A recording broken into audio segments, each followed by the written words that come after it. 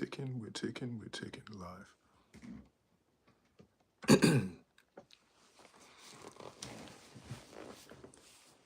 Johnny Bunting Jr., I have a situation that I want to explain to you, something that happened yesterday, but I'm going to go in a chronological order so you can pretty much go with me with part of my day. Yesterday morning, which was the 14th of August, I had an argument with my wife over some nonsense, over grits, salt to be specific, salt for the grits. Nonsense, really nonsense. But it ended up getting riled up, and I left the grits on the table and walked out. I have vending machines, so I had to get ready to take care, do my route, go check on my vending machines, collect money, put some stuff in there. I was on vacation last week. We went on a cruise, so I had to catch up. Now, I left the house in a bad mood, and I said something that I usually don't say. When I was leaving the house, I said bye. I don't usually say bye. I say see you later or what have you. And even as I was saying it and closing the door, I was thinking, bye? What you say bye for? Bye is too final.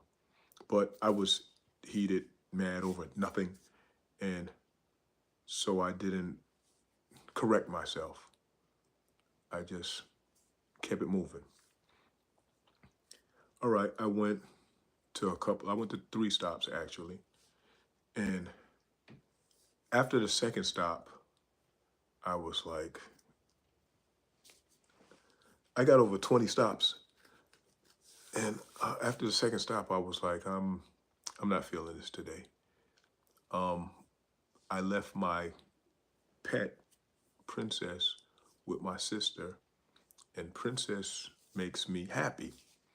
So I was thinking, listen, I'm strike stress. Let me go get mines. Make me feel better. So I'm like, well, I'll cut it short. I'll take care of some business. I got this week that I pretty much got open, so I'm gonna just take care of my vending machines and I'll be good. So I go get my dog, see my sister, see my father. So I spent some time with them, talked to some people in the neighborhood. Now, when I was arriving, before I got off the parkway, I heard a noise. I turned down my radio because I heard a noise. So I'm like, wow, it sounded like I got a flat. Now, I got all 4 tires changed. 2 of them I got flats, and the other 2 I got changed. So, and this is within the past 90 days. I'm gonna say 4 months just to be, because I'm not sure. I think I got the first flat within 4 months, and then the second one, and then because I was trying to wait for a specific person so that I can give him my business, but he was taking too long. And then, like I said, once I got 2 flats, I was like, listen, I'm not waiting for you, man. I'm gonna knock the rest out and go about my business. So when I got to my father's house, I get out the car, I look. The tires, I was looking at the specific tire because of the 4 tires, one of them, when I got the flat, I was in Harlem when I got the flat. So, and it was after hours. So there was a place that was doing tires after hours. When I went to the spot, I don't even remember the name of the spot, but I'm explaining to you what it looked like. It looked like a hole in the wall that they put 1,000 tires in it and was hustling them.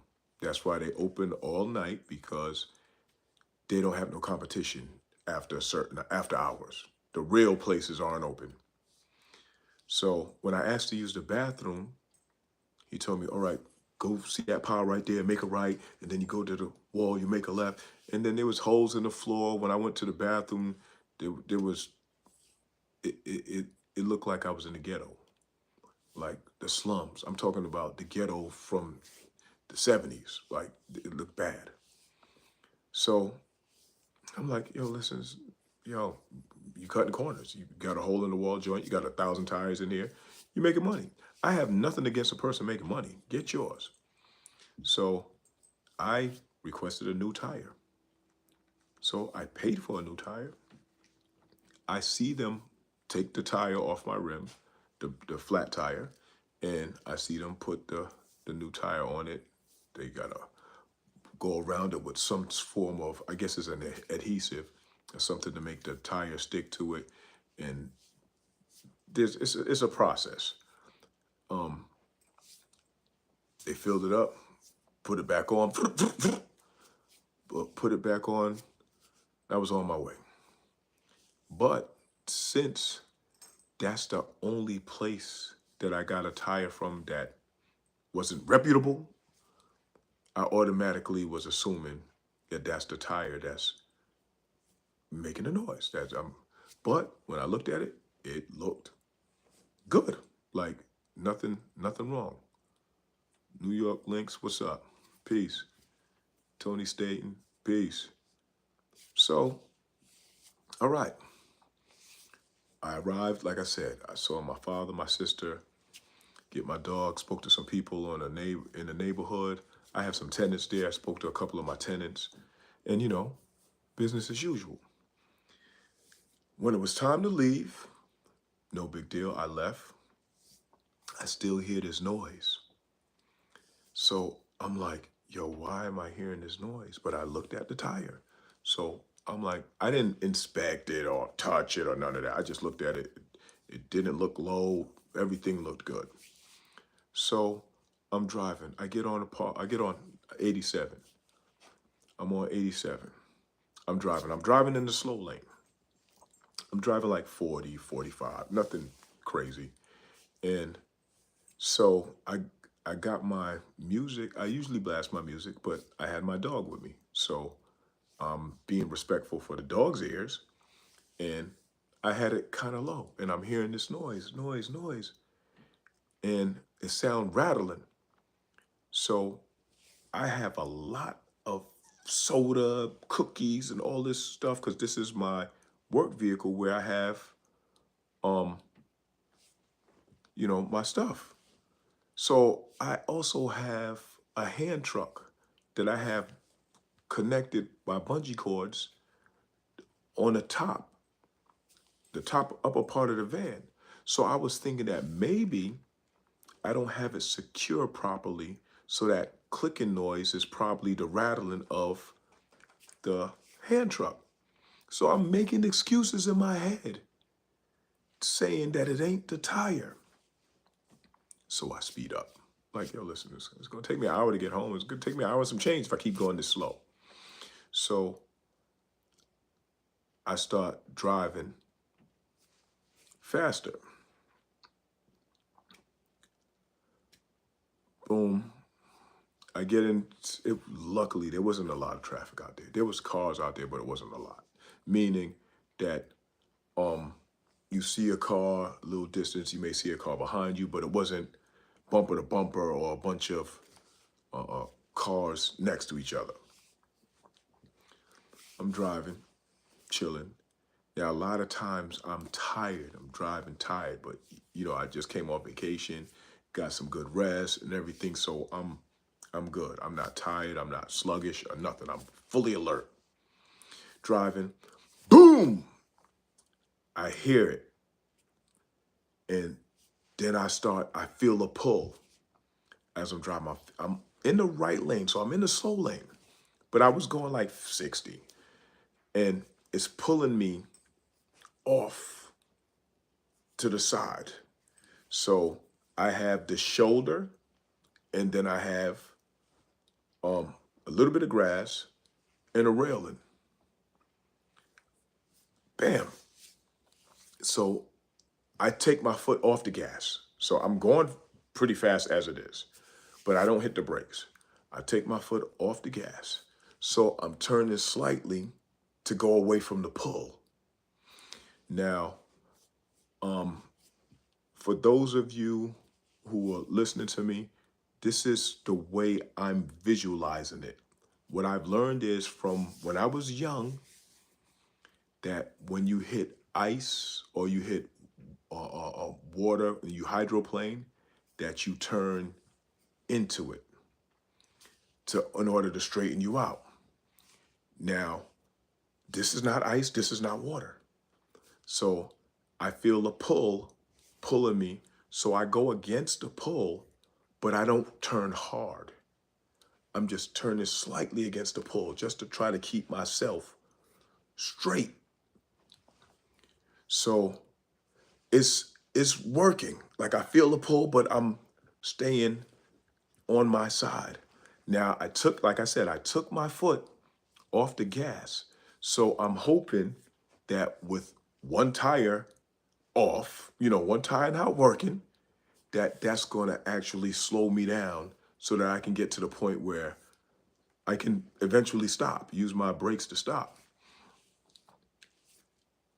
Now it went from pulling me to the right to pulling me to the left. I already was turned, had my direction going to the left anyway to fight going to the right. And so once it started pulling me to the left, I'm already turned towards the left. So I'm in the right lane. So I cross over. Now I'm still going pretty fast. So now I lightly hitting the brakes. I'm lightly hitting the brakes and I'm turning and I see the wall.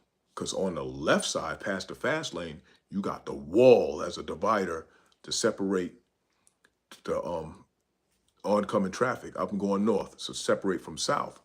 So I see that. I see the wall coming at me.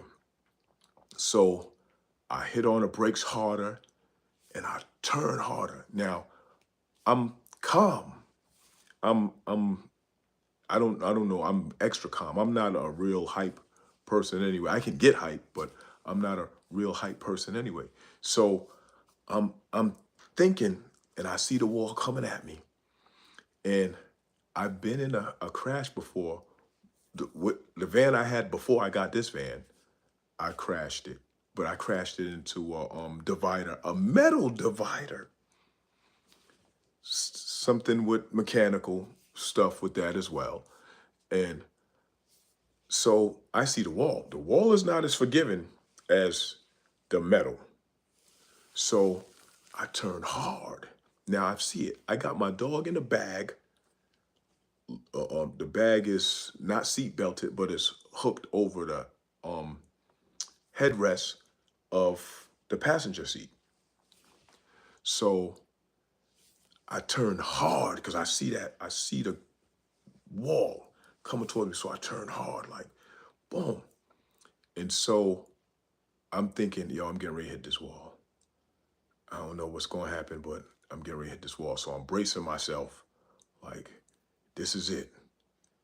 And in my head, I'm thinking, listen, I'm not sure if I'm going to die, but I hope my dog make it. Whatever happens with me happens. And so the van turns. So now I do a 360. So when I'm backwards and I still feel turning, I'm thinking, all right, I'm not going head on into the wall. But as I'm spinning again, I'm like, well, my back as the spin is going to hit the wall. Now I'm still thinking about my dog. I'm not thinking about me because I'm like, I didn't do head on. So I'll probably be good. Just the van is probably going to be finished. I want my dog to be alive. And whatever happens with me, happens with me. I did a full 360. I didn't hit the wall. I did a full 360. Ended up next to the wall. I was on the shoulder. I was slightly on the fast lane, like just slightly. And I'm not even sure if I was all the way because I looked through, but I moved over a little bit more so I could make sure I was all the way on the shoulder after I you know, paused and got my bearings and looked around, and then my dog popped out of the bag like, it was zippered up, but my dog bust her head through the zipper and was like, "What's going on?" And I sat there for a moment, and a part of me is like, why am I so calm? A part of me was like, yo, I'm supposed to be a little more, you know, hyped about it. Now, granted, this is not my first situation. When I crashed the van before into the divider, I was calm then, but I was more calm now. And I'm looking at a wall. And so I call AAA. I got AAA. So I called AAA. They told me I got to call Thruway Authority because they don't come on I-87. Thruway Authority has a contract with them. So I call I-87. Now, I've been with car issues on 95, and they have a similar situation. You can't just call AAA. You got to call the Thruway with them. And I've sat on the side of the highway for hours waiting. The police, because they asked me if I wanted police. I said, no, I don't need no police. It's just something about me with the police. I was like, nah, I got my blinkers on. I think I'll be all right. Police showed up in like 10 minutes. And I was like, wow, that was fast. And then the tow truck showed up like 7 minutes after the police showed up. So I wasn't on the side long at all. And I'm like, yo, why did they show up so fast? So when the tow truck showed up, for those who don't know, what happens is they'll hook you up to tow you, and then the passenger gets in the car with the tow driver, and then they take you. Now, because of the distance I was going, and because it was Thruway Authority, he was like, listen, I can't take you home. I can't take you to where you want to go. I have to get you off the highway. And then you call your AAA and they'll take you where you need to go. So I'm like, all right. Now, as a courtesy, he took me further than the next stop. He didn't take me to the next stop. He took me like 5 stops down to get me closer to home. Because I was like 50 miles away from home. So he took me a decent stretch down and then took me off the highway, put me in a parking lot, and left me. Now, in the drive with him, this is what he tells me. He said, listen, we got a call. He said he went somewhere. He was working. He went somewhere on a break or whatever. And when he got back from a break, they told him they got a call. And this call probably came from a civilian, meaning somebody that's driving past when I lost control. And they said that the van hit the wall. So he said, we got a call that a van hit the wall. That's our first call, that a van hit the wall. Our second call came from AAA and saying that there's a blowout of a car with a blowout. But it's the same place. So we got a car that hit the wall and a car that has a tire blowout in the same place. He said, that's why we showed up so fast, because we heard that a car hit the wall. Now, I'm Muslim, I'm religious, but I'm not overtly religious. I don't go around preaching and doing all this stuff. That's just not me. I believe what I believe. You believe what you believe. That's it. But I have to give the praise to God, because I don't understand how I didn't hit the wall. It's not like I'm able to measure the distance that the van was from the wall. But me driving, and like I said, I wasn't panicking. I was calm. And I'm going straight at the wall. I see the wall coming at me. And as close as it seemed when I really pulled, because that's when part of me was like, I'm gonna do my best not to hit this wall, at least not head on. And when I pulled it really hard and I swerved, I just like, yo, I so close to the wall. I'm like, yo, I'm going to hit the back. And for me to do a full 360 and to come to a stop and to still look and see the space that I had in between me and the wall, it's like, yo, that's a miracle. Like I can't chalk it up to nothing else. And for the person to call saying I hit the wall is saying that somebody was driving past as this is going on, and as they're seeing it, they're like, "Yo, he's gonna hit the wall." Like it's there ain't no coming back. As close as he's going, because I was going straight to the wall. I went from on the side trying to stay off the shoulder and getting ran off the road to the right to going diagonally right across the middle lane to the left lane, right to the wall. And I didn't hit the wall. I did a total spin and didn't hit the wall. And I sat there for a moment wondering, like, yo, like, is this even real? Like, because sometimes when you go through stuff, I'm gonna keep it on an eye. Sometimes when I go through stuff, I like, is this real? Like, I have a deja vu moment. Like, yo, I think I've been here before. Like, is this even real? Like, am I dreaming? Like, did I hit the wall?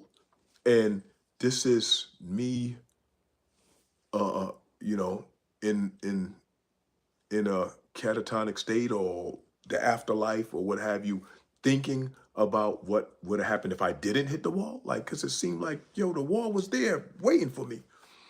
And so the the the toe had to drop me, and then I had to wait for another toe. The toe said it would come about an hour and a half from when I got dropped off. So yeah, I'm in a parking lot. I'm safe.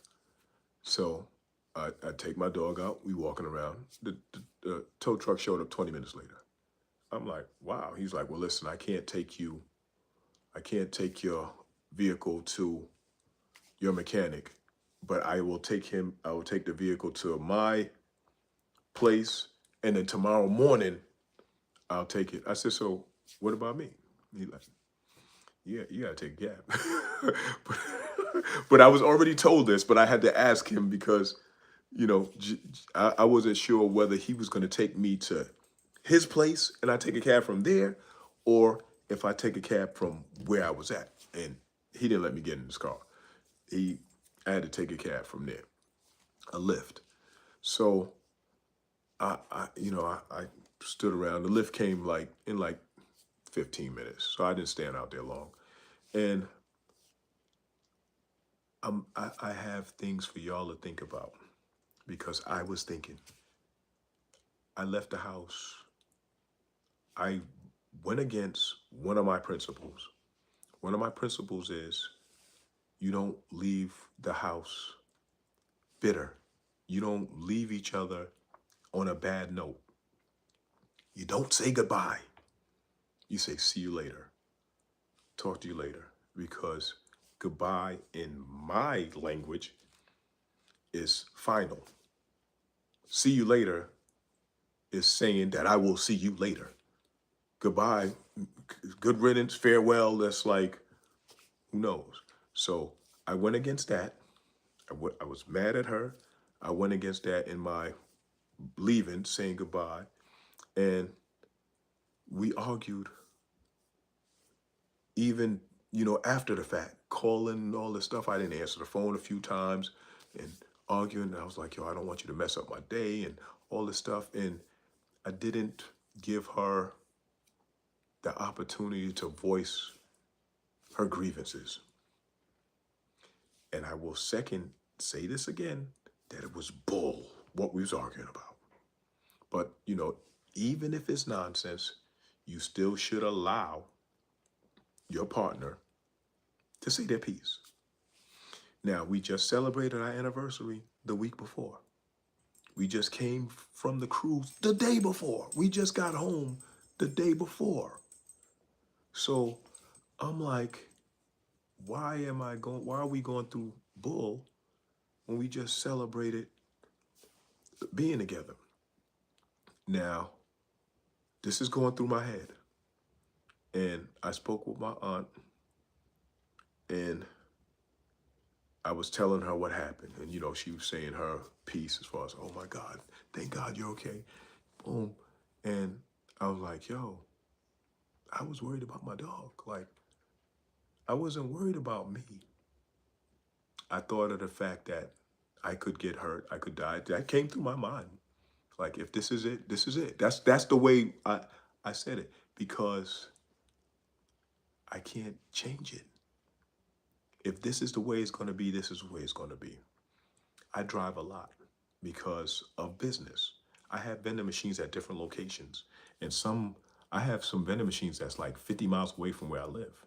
And I literally have a machine 50 miles this way and 50 miles this way. So it's like, and then I have the local stuff. But, and then with my other work, when I'm doing with the shoot cleanings and all this stuff, I go into the city, Bronx, Brooklyn, Queens, Manhattan, to do stuff in buildings. And I do a lot of driving. So I'm saying this to say, in my head, when I look at the possible causes of my demise, driving is high up there because that's what I do. I'm driving to one place to another.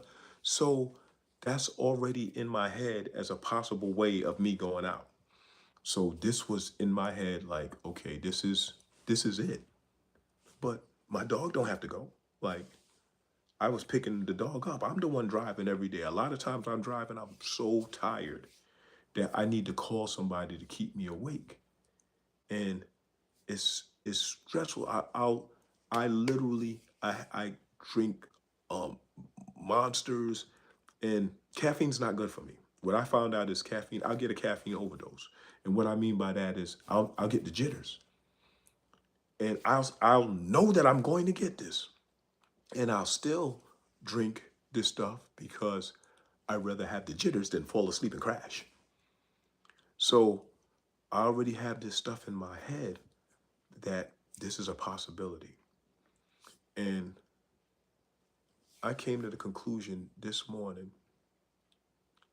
I told my aunt about it last night, and she said that God protect me because I honor my father. My father has cancer, and I go do things for him and take care of business for him. And she's like, well, listen, you honor your father, and he's going through it, so God is not going to take you away. God is going to allow you to be there for your father.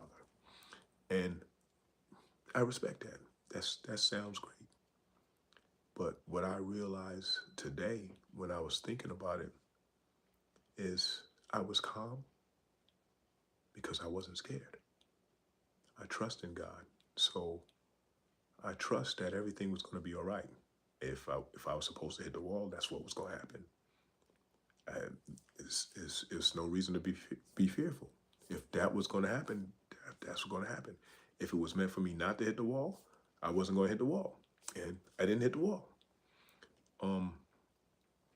My dog, it's all right. My dog is right here under me. Come here. See? My dog is right here. She's fine too. So I'm saying all this to say, if you have a partner, don't leave mad. Family, don't leave mad. Them bootleg tire spots, leave them alone. If you have a issue with a tire and all that, wait till the next day, get it towed to somebody reputable, and leave it in their parking lot till the next day. But because here's my thing.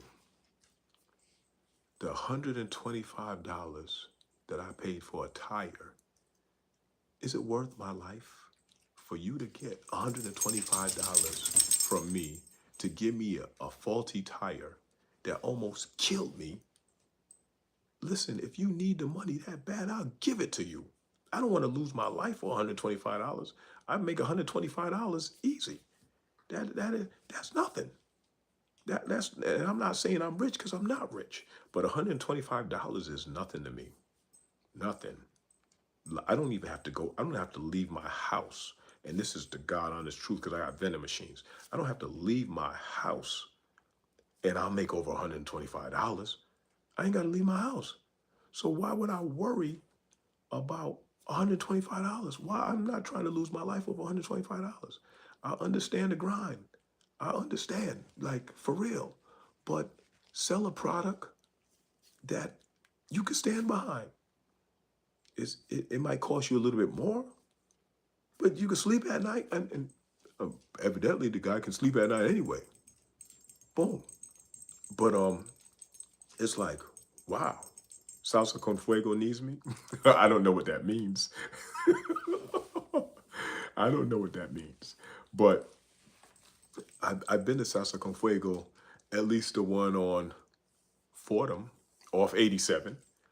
And I don't know what they need me for. So you have to be a little more specific on what they need me for. But I'm telling y'all this because I want y'all to know, like, God is real.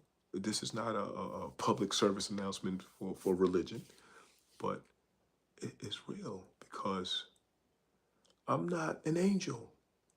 I'm not, those of you who know me and know my past and all that, I'm not an angel. I've done some bad stuff in my life. I have.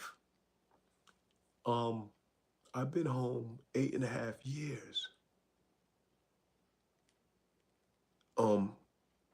I have I have been home for 8.5 years. I've I'm a business owner.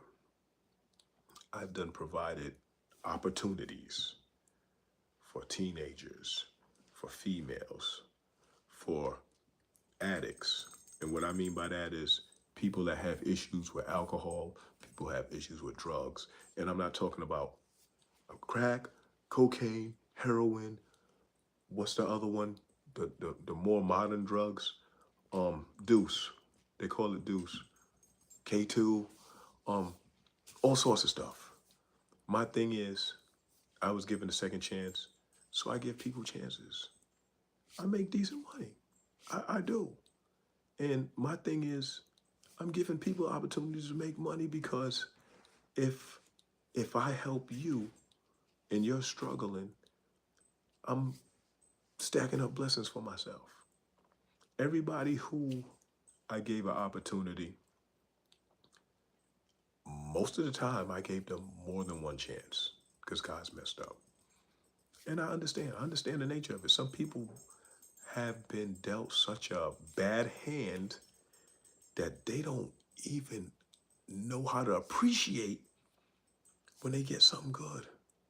They're so worried about the now, they're not thinking about tomorrow. So they're thinking about how can I get over right now? How can I get mines right now? So they will steal from you. They will con, they will do whatever they can to get as much as they can right now because they don't look at tomorrow. They don't think there's a tomorrow. Like, like Apollo Creed said to Rocky, there is no tomorrow. They don't think there is a tomorrow. Guess what? I believe there's a tomorrow. So I don't have to get it all in one day. I get some today, I get some tomorrow. So I don't mind helping people because at the end of the day, there's always tomorrow. So the things that I've done, whether it be because I have done, I would like to get back to doing it, but I've done speaking engagements, motivation and stuff for people that, you know how people do the job, like welfare send you to the job ready programs and stuff like that. I've done speaking engagements there to tell people because I'm an entrepreneur. So I took a program like that and then came back and spoke afterwards because I was a success story. It's like, yo, this guy was on welfare because I was on welfare. I was on And it's like, yo, this guy was on welfare, and now he owns businesses, and he's doing this, that, and the third. And you come back and tell you, yo, listen, I didn't remake the wheel. Anything that I've done can be done by you. All you need is hard work and some discipline. I don't, I'm not, this is not to diss anybody or make anybody feel inferior. I don't have a habit. I don't, I'm not a drinker. I don't smoke. I don't, and so these things make it easier for me to avoid some of the pitfalls, but I have my own pitfalls. Like, you know, I'm not perfect. So I'm not, you know, if you know me or if you know of me, I'll floss. So I'll spend my money on some material stuff. Um, that hey, that's my thing. I like jewelry. I like watches. I like cars. Like so, you'll see. Boom. I like clothes. Boom. But I work my ass off, and I'm the type of boss that I'm not just the boss. I I can post pictures, and I post pictures. I post videos of me suited up. Right, I done went underneath buildings and flood, and I'm talking about underneath buildings where you got like 3 feet of crawl space, and I've done that, like right beside guys that work for me. There's guys that work, some guys that work for me were scared, like claustrophobic. I'm like, yo, listen, I got to get this money. If if you're not with it, so yo, see you later. Because here's one of the things that I believe in: if you want to get what others don't have, you got to be willing to do what others won't do. So that's why one of my biggest money making things is dealing with garbage. Deal literally dealing with garbage, cleaning compactors, cleaning this, that, and the third because it pays well, and a lot of people don't want to mess with garbage. I put posts when I went into people's apartments that was stacked up to the ceiling, hoarders, and I had to clean out the whole apartment. Not for alone, you know, I have people helping me, but the whole point is, uh, a lot of people didn't want to do that. And sometimes it ain't just cleaning out an apartment full of stuff. Sometimes it's cleaning out an apartment full of stuff and it also has pests, bed bugs, mice, roaches, what have you. Termites. I had to pick up, what I mean by pick up is take a crowbar and bang into the wooden floor and pry it up so I could separate it and take the whole floor out. Take away the door frame, anything that's wood, because of termites. I've done that. You had to take away the baseboards when you got bed bugs. You got to take away the baseboards and everything because bed bugs get behind the baseboards. I've done that. I've come home and had to strip in my garage, and this is for safety's sake. This is not like someone stripping my garage. Boom, throw my clothes straight into the washing machine, set it on sanitize so that it's really, really hot, just in case a bed bug jumped on me. And then after the wash, throw it into the dryer for high heat because heat kills the bed bugs. So I don't want to have bed bugs running around my house because I took a bed bug job. I had a situation where I went to Queens and I rented a truck and we did a clean out and there were so many mice. I'd never seen this many mice in my life. And I'm from the Bronx. I never seen, this was in Queens, but I never seen this many mice in my life. And this was in Rochdale Village, which is actually a pretty good neighborhood in Queens. Um, but these people had mice. When you open the drawer, you'll see, you know, papers and mice running around. They got these blue, they look like garbage pails, but the garbage cans, but they're blue bins. They're people ship stuff in them. Um, they had that, open it up, mice. Mice was running all over the place. And I'm talking about Mice was running out the door. So when I pulled the stuff out, loaded it up in the truck, went for some reason the dump was closed. So I had to bring the truck to my house overnight and bring it to the dump the next day. I brought it, dumped it the next day. When I was throwing stuff out the dump, mice was running and jumping out of the stuff I was dumping. It snowed because this wasn't recently. This was, you know, in the fall, early winter. It snowed soon, like the day or two after that. And it snowed a decent amount where I live. And when I was shoveling the snow, I found a couple of dead mice in the snow. So that means they got out of the truck, but it snowed and killed them, so they didn't make it into my house. And that's a good thing. But I digress because that has nothing to do with what I'm talking about. Um, my main objective was to tell the people, don't mess with these bootleg tire people because they don't care if you lose your life. They're going to sell that inferior product to you. And when you're dealing with your family or your loved ones, do not walk away from them with ill spirits. Don't walk away from them mad. You don't want to say, I wish I would have said this, that, and the third. Because everything about yesterday morning, when I analyze it, was like a foreboding, like I wasn't coming back home. Because even when I went and spoke to my daughter before I left, I spoke to her, or I didn't speak to her the regular way. The regular way I speak to her is, all right, see you later, give her a hug and all this. Boom. It's like I didn't want to leave the room. I was talking to her, hey, how you doing? What are you doing? Oh, I'm getting ready to leave right now. I'll see you later. I did say I'll see you later, but I was like, I'm getting ready to leave right now. Daddy got to go take care of some business. And I was all gentle and not like I'm rough, but I was I was delaying. It's like I didn't want to leave. It's like something that wanted me to stay. And that's not usually me. Like I love her, I say I love you, I give you a kiss and all this, I'll see you later, and I bounce. I don't delay it. So it was like a part of me didn't want to leave. And I ain't gonna front today, I didn't go nowhere. Like the the I have one vehicle already in the shop for some stuff to Benz, and then now I got the van in the shop because of that. And the situation made me like, yo, stay my behind home for a day. I can do that. I'll take care of some business tomorrow, but I need to sit my behind down today and be thankful that I'm here.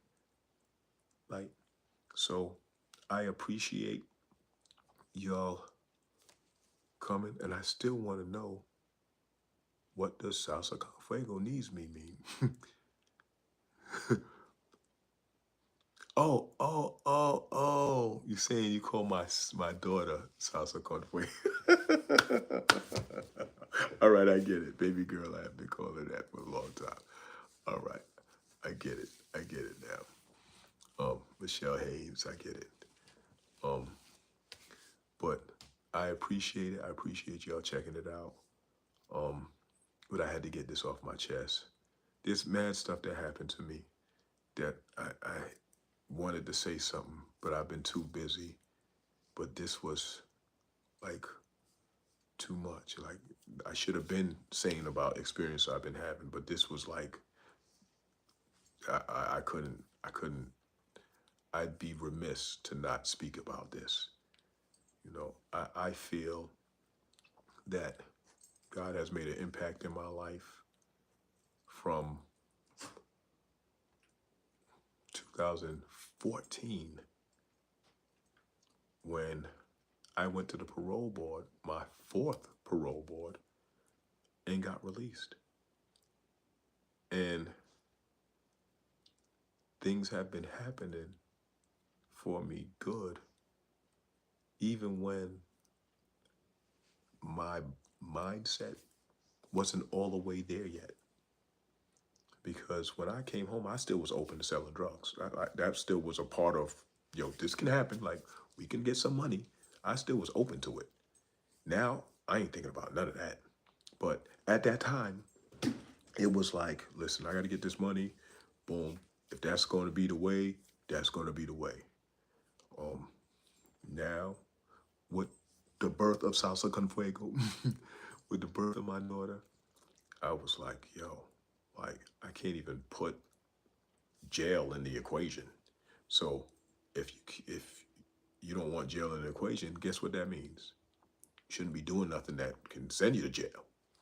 So it was like, I'm smart. I'm pretty smart, and I need to focus on doing legal stuff and put that energy in it that I would have put into selling drugs, make it happen. And that's what I did.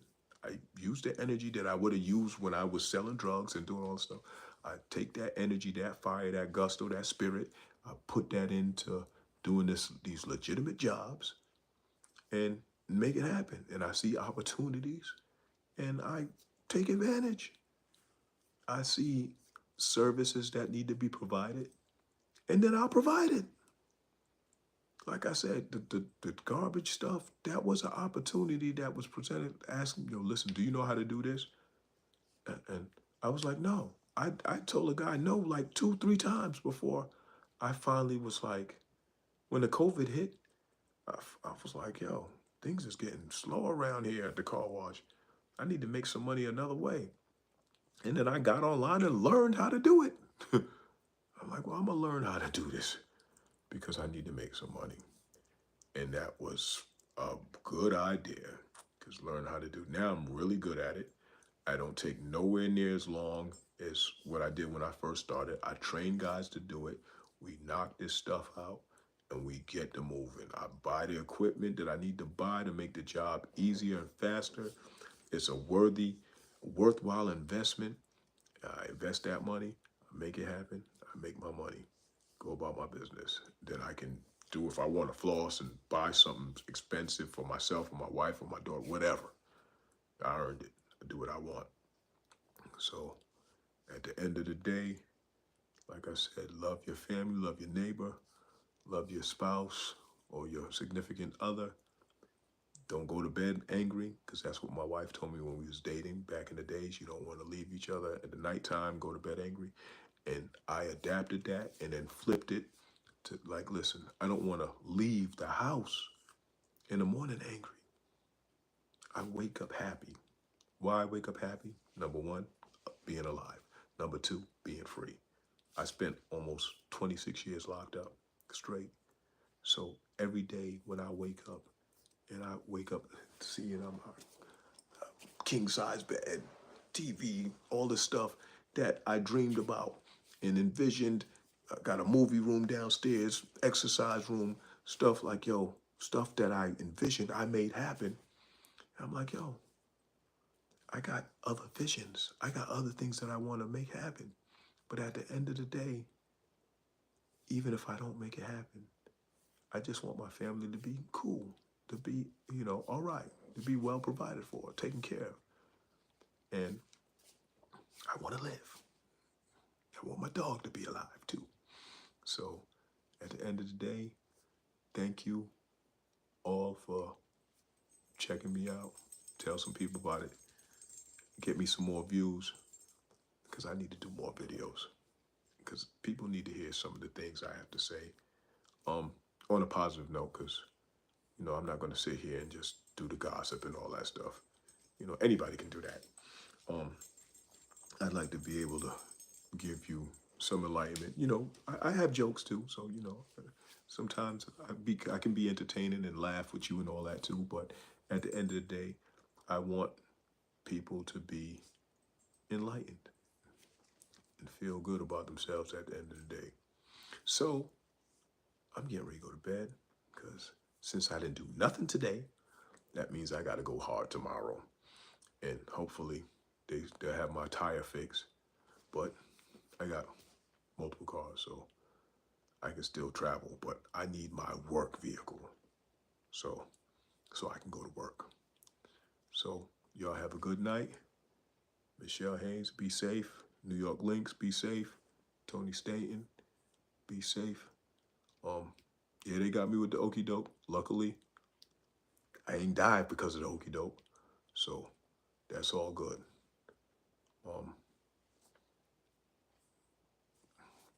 holler at me.